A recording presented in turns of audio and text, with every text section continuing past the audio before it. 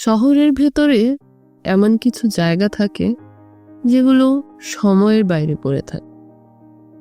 এই লাইব্রেরিটা তেমনই। পুরনো কাঠের টেবিল, ধুলোমাখা তাক, আর দুপুরের আলোটা সবসময় একটু নরম। ঈশিতা এখানে নিয়মিত আসে না, আবার একেবারেই আসে না তাও না। যেদিন নিজের সাথে একটু দূরত্ব দরকার হয় সেদিনই আসে। জানলার পাশে টেবিলটা ওর খুব পছন্দ। বাইরের রাস্তা দেখা যায় কিন্তু কোনো শব্দ ঢোকে না।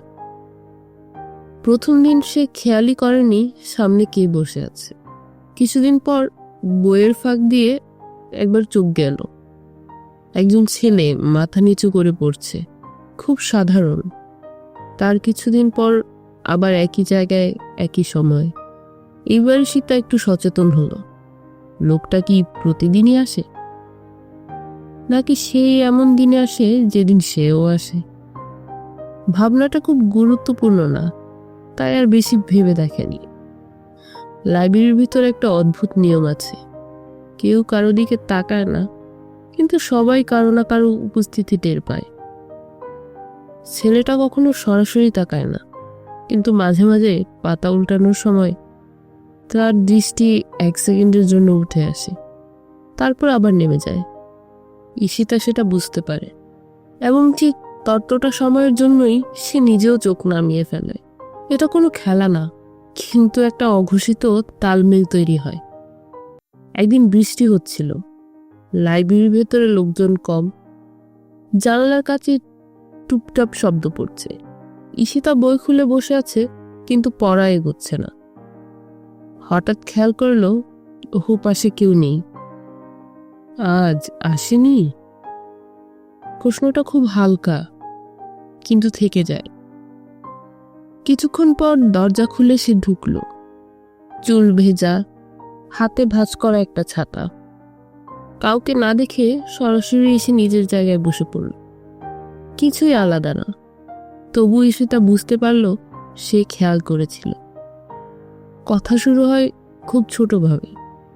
একদিন ঈশিতা একটা বই পড়ছিল, পাতা উল্টাতে উল্টাতে খেয়াল করলো সামনে একটা কাগজ রাখা। সে একটু থামল। ছেলেটা তখনও বইয়ে তাকিয়ে আছে, যেন কিছুই হয়নি।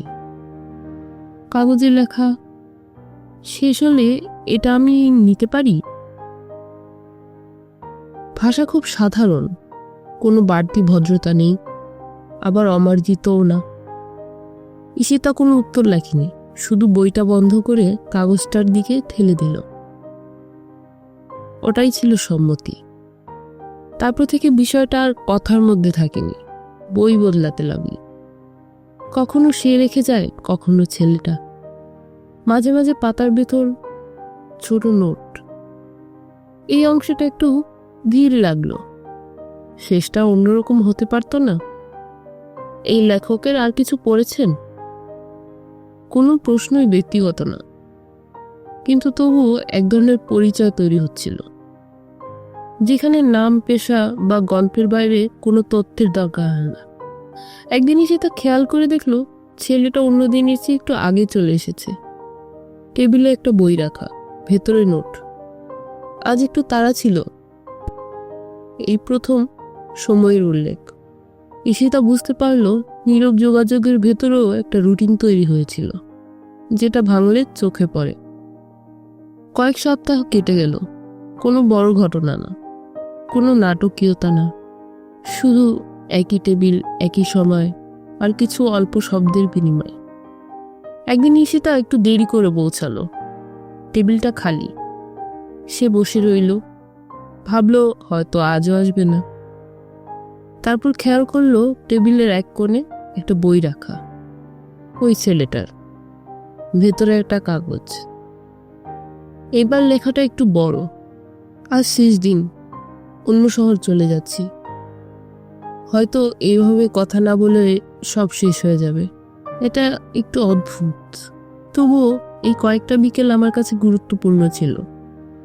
আপনি কি করেন, আপনার নাম কি, কিছুই জানি না, কিন্তু কিছু জিনিস না জানলেও চলে। ভালো থাকবেন।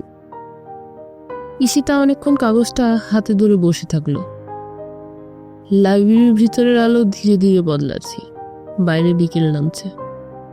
সবকিছু আগের মতোই, টেবিল, চেয়ার, বই। শুধু এই জায়গাটার ভেতরে যে সময়টা জমেছিল সেটা যেন একটু নড়ে উঠল। ঈশিতা বইটা বন্ধ করে তাকের দিকে এগিয়ে গেল। একটু ভেবে সে নিজের পড়া একটা বই বের করলো, ভেতরে একটা ছোট কাগজ ঢুকিয়ে রাখলো। কিছু গল্পের নাম থাকে না, তবু মনে থাকে। তারপর বইটা ঠিক আগের জায়গায় রেখে দিল। কেউ হয়তো কখনো পড়বে না, তবুও রেখে দেওয়া এই গল্পটার সাথে মানানসই মনে হলো। বাইরে বের হয়ে আসার সময় ঈশিতা বুঝতে পারল সব সম্পর্কে কোনো পরিণতি লাগে না। কিছু কিছু শুধু একই সময়ে একই জায়গায় চুপচাপ পাশাপাশি থাকলেই পুরো হয়ে যায়। টেলস অ্যান্ড ভয়েসেসের আমার কলমে লেখা এই প্লেলিস্টে আমরা কিছু মৌলিক গল্প প্রকাশ করছি। আপনাদের যদি এরকম ছোট গল্প ভালো লেগে থাকে তাহলে আমাদের চ্যানেলে সাবস্ক্রাইব করুন আর বেল আইকনে ক্লিক করে নোটিফিকেশন অন করে দিন। হয়তো পরের গল্পটা ঠিক আপনার জীবনের